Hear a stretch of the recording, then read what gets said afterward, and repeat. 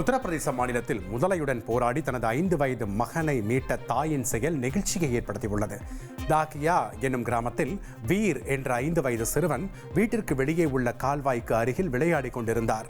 அப்போது கால்வாயில் இருந்து திடீரென வெளியேறிய முதலை சிறுவனின் காலை பிடித்து கால்வாய்க்குள் இழுத்துச் சென்றுள்ளது.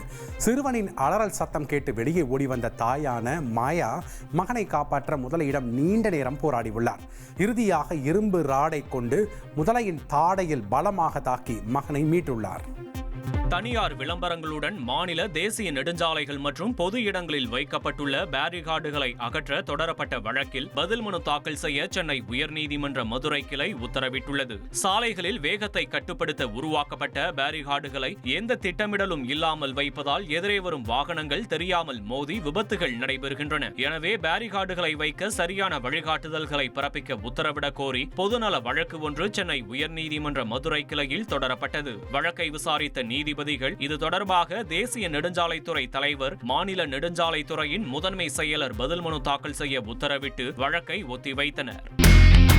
இனி செல்லும் இடமெல்லாம் செய்தி. தந்தி டிவியின் வாட்ஸ்அப் சேனலை ஃபாலோ பண்ணினா செல்ல இருக்கும் இடமெல்லாம் செய்தி. இதோ QR கோட் இப்பவே ஸ்கேன் பண்ணுங்க, ஃபாலோ பண்ணுங்க.